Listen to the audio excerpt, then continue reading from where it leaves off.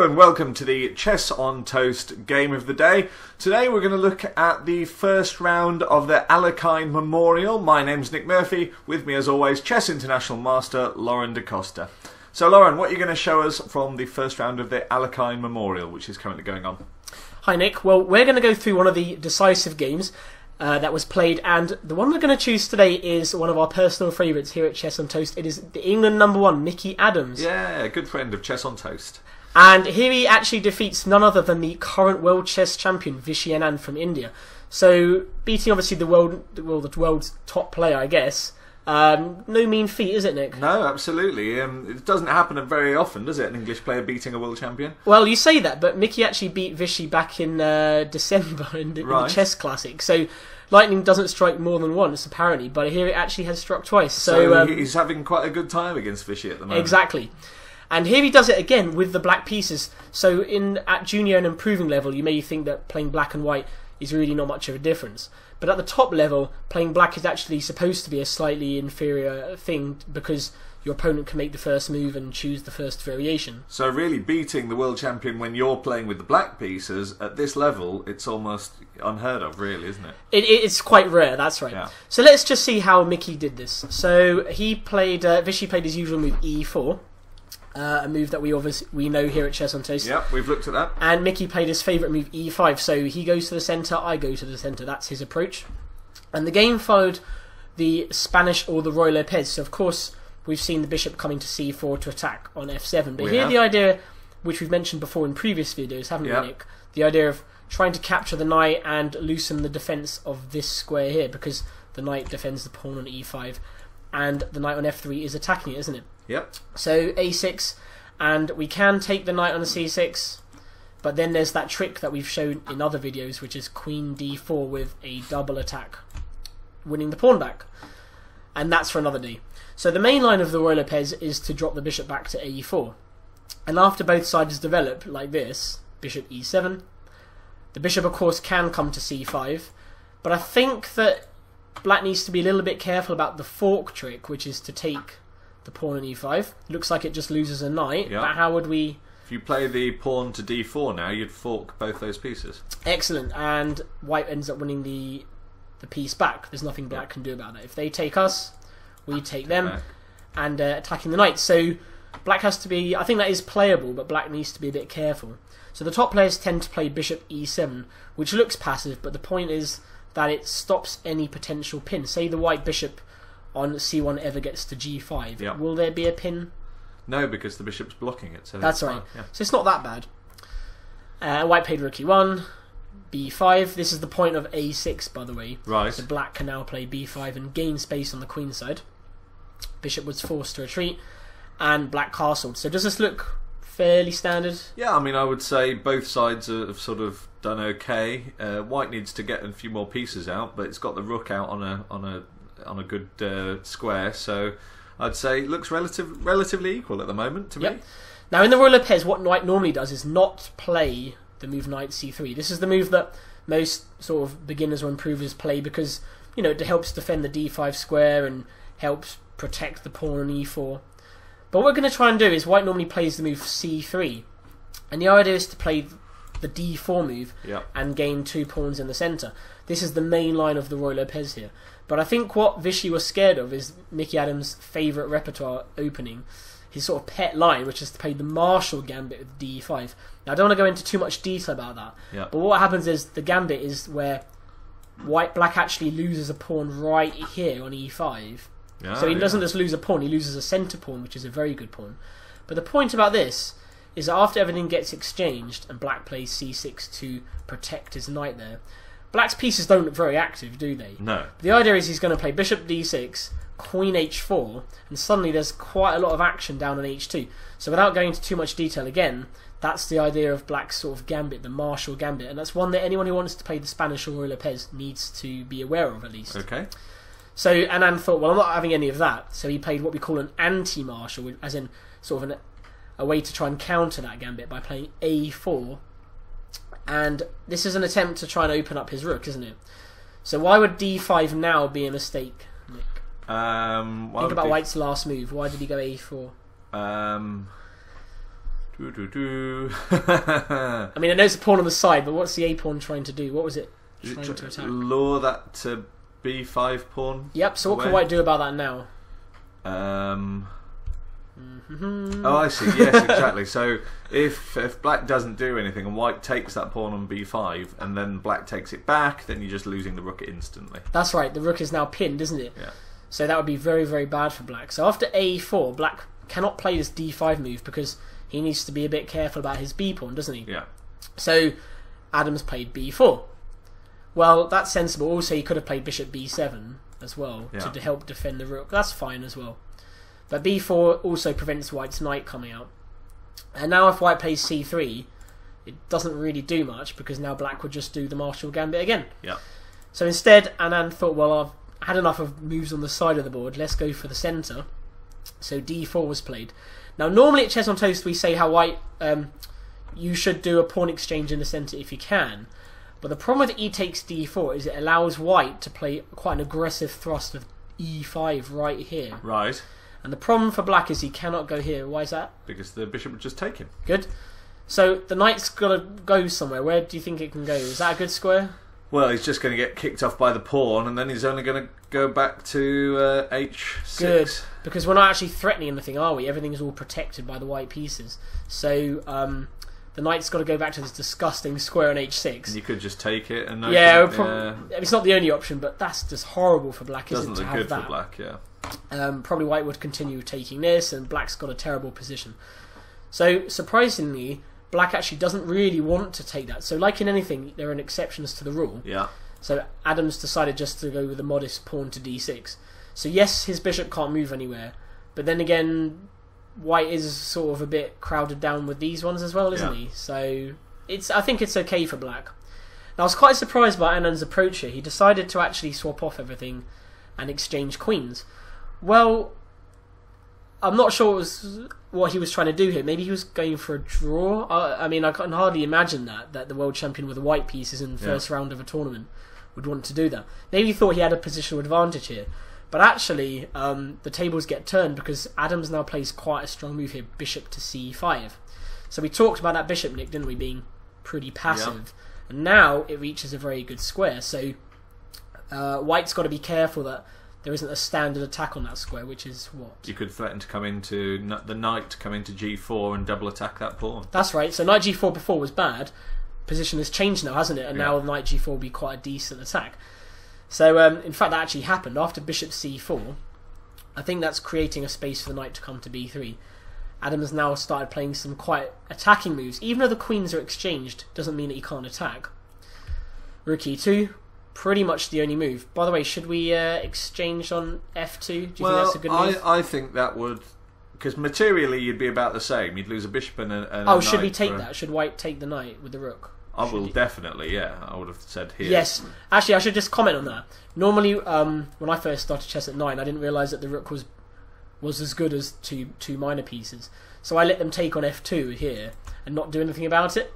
When in fact, Nick, you're right. You should actually, well, for the first time, you're right. You should actually get rid of that rook for the two pieces because you actually have got the same points, 6 points or 6 points. So I'm about the same level as you, age 9. Is that what you're saying? Yeah, by 10 I'd realised that, and then things got better from there on. Right, so Adams decided not to take that, and he moved his knight to a5. So he's moving his knights around, but I think he's got a lead in development. If we bear in mind that white's pieces on a1 and c1 are not doing anything. He seems more active, and he seems to have more development. So even though he's got a knight on the rim, I think it looks okay for him. That's right. So bishop d5, and now rook b8. I'm just checking. Maybe he could have gone c6 here to try and attack the bishop. I'm not quite sure what Vichy had in mind there. I mean, does he really want to drop his knight back to the bishop back to a2? Excuse me. Maybe Adams thought that the pawn there would block the knight's retreat. Right. And if black ever decides to go bishop b7, he now isn't doing anything along here, is he? No. So maybe he just thought c6 wasn't really worth it. So you play rook b8. And actually, that looks like quite a good square for the rook to be on because it's supporting that b4 pawn as well. It is, well spotted. And also, if white's not careful, black might think about trying to get the rook in like this, in this kind of rook lift way. So I think black can be fairly happy with how his position's gone. And here we see over the next few moves the position kind of Well, I don't know. I think the position's equal, but as Gary Kasparov commented, who, by the way, Gary Kasparov, the over 20 years he was the world champion, so probably one of the best players ever to grace a chessboard. He commented that he thought black was just standing really well here because black has the 2 bishops. So why do you think the 2 bishops... What do you think he was trying to say? Well, the 2 bishops work well together because obviously between them they cover all the squares on the chessboard, whereas white's only got 1 bishop, so he's never going to have quite the same attack on the light squares because black's got this extra bishop. Right. And I think they coordinate well together. And also, I mean... Just comment on open and closed positions. Do bishops like open? This looks like a very open position, and black's got the 2 bishops which like the open positions. They like to zoom right across the length of the board, whereas the knight isn't quite as effective in such an open position because it's limited to how far it can move. That's right. Oh, well spotted. Well said, Nick. Knights prefer outposts, and knights prefer closed positions because they can hop in and out of squares. But here, as you said, Nick, the position's extremely open, and I think the bishops are kind of going to rule here. Now, actually, Anand does a good job of trying to get down to an endgame. I can't believe he would have wanted this position here. But, yeah, it's quite amazing, really. He doesn't really get much. And black sensibly develops, and they manoeuvre around a little bit. I'm just going to sort of skip ahead to the key position here, where they actually get to an endgame. And you notice that, although I'm going quite quickly, the pieces actually get exchanged here. And we're going to reach a rook ending here. A rook and pawn ending. So tell us anything you know, Nick, about rook and pawn endings. Okay, well, I don't know a lot, but rook and pawn endings, it looks like rook and 5 again. Well, he's going to instantly take that pawn on b2, isn't he? So right. So yeah, there's equal number of pawns, but it looks like that because you've got a majority, black has that majority on the queen side, those 3 connected pawns, whereas white only has 2 connected pawns. I would say it looks like black has a small advantage in this position. Right, let's just sort of slice the board in half. Not realistically, but I mean, not kind of actually do it. I'm just going to draw a little red line down this way. And I'm just going to say, look in this direction towards what we call the king side. Yeah. Just comment on the pawns on that side. What do you see? Okay, so it's 2 versus 3, so if you just thought of 2 versus 3, you'd think the 3 would be better, but actually, the 2 black pawns, I think, could probably block those 3 white pawns. And that's because those 2 pawns there are? They're doubled pawns. They're doubled pawns. So... And they're actually not very, what we say, mobile, are they? No. And so also you've got your kings to support as well on both sides, so I don't think white can make, even though white's got a majority of pawns, I don't think white can make progress in them. No. Imagine that we only had the position on the right hand side of the board from the right of that red arrow. Black could actually draw quite easily because there's no way that those 3 pawns here in green will ever make what we call a pass pawn past these 2 guys. So I think at this moment Adams knew that whatever happened on the other side of the board, the queen's side, if we just draw an arrow that way, we see that even if all the pawns got exchanged off, there's really no chance for Mickey as black to lose this position. So he's already sitting in quite a good position here in the fact that he knows he can't really lose, and it's just a question of whether he maybe thinks he can try and win it. Right. So we're just going to go through that now. Now the pawns get exchanged off like this. So both sides have 4 pawns and a rook each. We normally say that rook endings are drawn, generally quite drawn. But because we've commented on the fact that these are not that good compared to these 2, Mickey's going to actually end up with a pass pawn on the queen side. I'll just show you how it happens. Now, the pawns get exchanged. Notice that rooks go... What do we say they should do? To get behind the Behind pass pawns. Excellent, yep. And that was a very strong move there by Mickey. He obviously saw he knows his basic endgames. Surprise, surprise. And here we reach this position which I wanted to show here, where both sides have 3 pawns and a rook.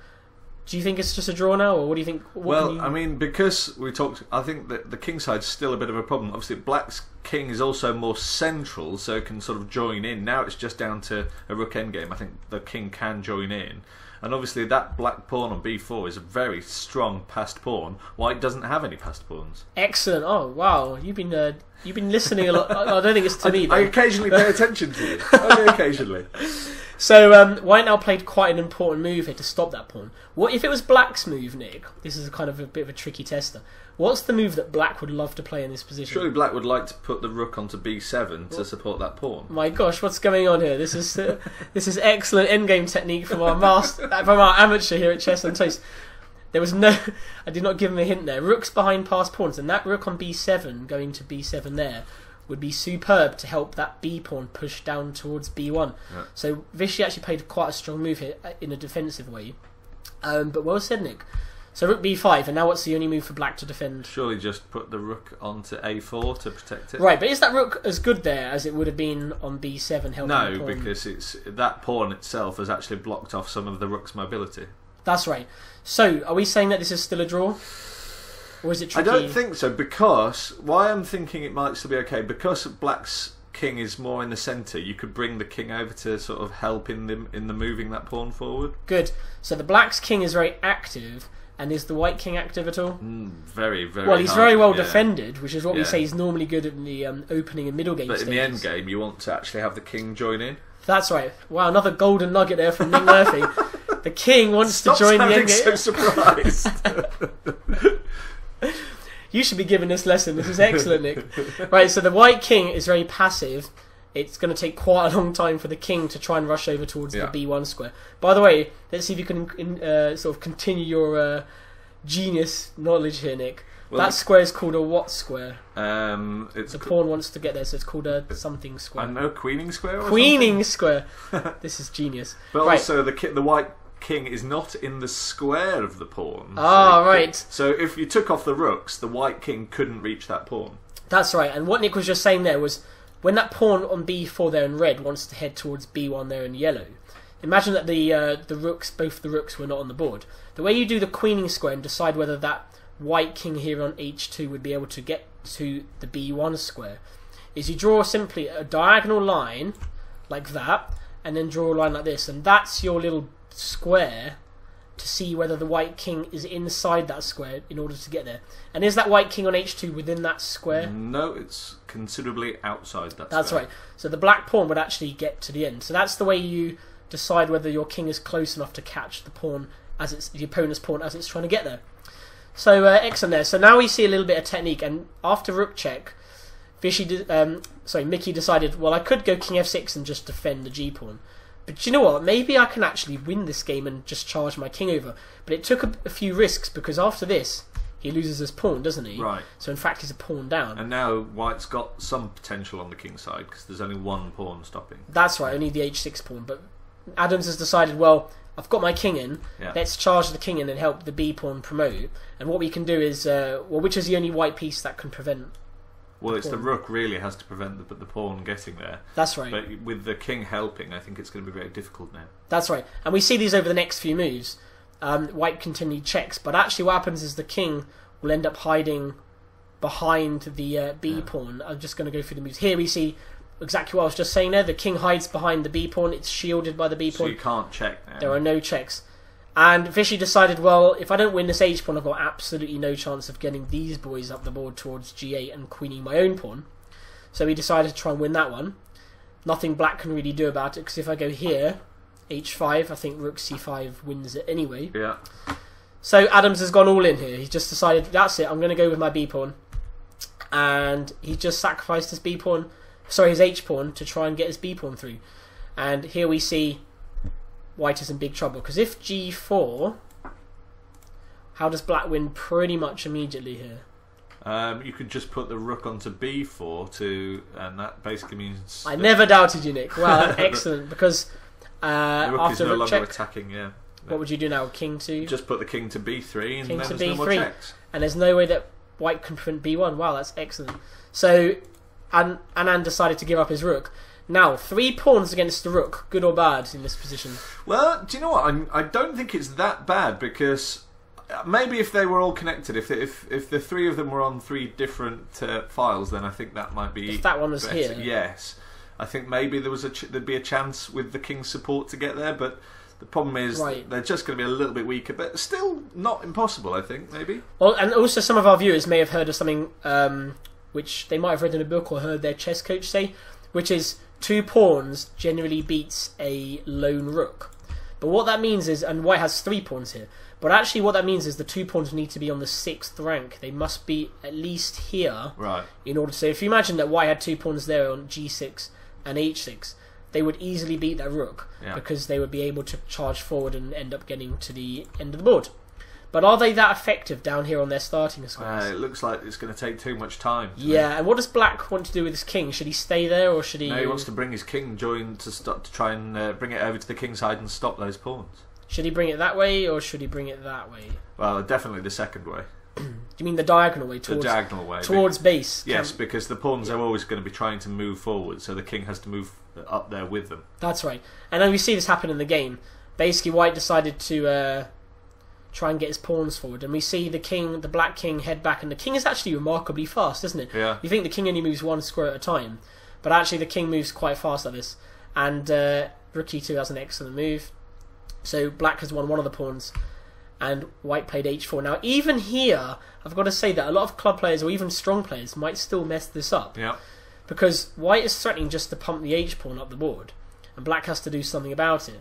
But Adams played a very nice move here. He could have gone king e6 here, but after h5, king e7, h6, king f8, it's not completely obvious whether he's going to be able to win this. Could end up being a draw, basically. It could end up being a draw. I mean, maybe something like king here. I mean, this should still be winning for. This should still be winning for black, but actually, it's not that clear at all. No. So Adams played a much better move, which was after there to go king f4, and actually Vichy resigned here. The point is, if he plays h5, now you can just take the pawn on g5. You can take the pawn on g5. So what happens if he doesn't do that and he plays something like king f6? Move the king to g4, possibly. Good. g6. Now you've got to be careful in this move. Do you take the pawn? No, I'm going to put my king onto h5. Good. If king takes there, g7. The king can't catch King h5, and what is the move that white plays to draw? King f7. Good, and white just about gets the draw. He swaps, wins the rook for the pawn. So, after g6, king h5 is much better. It's just one square difference. It's amazing to think that a king moving to one square while the other could make the difference between. That's right. Yep, that is what happens in top level chess. And after g7, what's the key move black must play here? So I guess the king has to keep moving up the board. Good. And after king f7, white is one move too late, isn't he? Yeah, so king h7. Oh, no, actually, you can just take it now. Well, actually, you can go king h7 as well. But no, I think we should just take the pawn. Okay. And now there's no chance of white getting his other pawn, and then you just win by checkmating with king and rook. That's right, king and rook will end up beating the king. So what did we learn from that game? Well, we learned some basic opening rules there, didn't we? Yeah. And I think that we learned a lot about the end game, the rook and pawn endings. A few little things like rooks behind passed pawns. King activity was a good one. Yeah. Creation of a passed pawn. Yeah. So I advise the viewer to check that one out. You might think endgames are really boring. And you might think, why are the Chess on Toast boys showing this one? Because, I wanted a king hunt and all you've shown me is a rook and a couple of pawns. But actually, understanding how to do rook and pawn endgame technique is vitally important in order to become a good player. Yeah, absolutely. I think that would be a very easy endgame for a club player, certainly at my level, to not win, in fact. But there we go, a fantastic win by Mickey Adams, a good friend of Chess on Toast. You can see his quote on some of our new DVDs that are coming out. Check them out on www.chessontoast.com for more info. But from us, we'll see you in the next video. Bye-bye.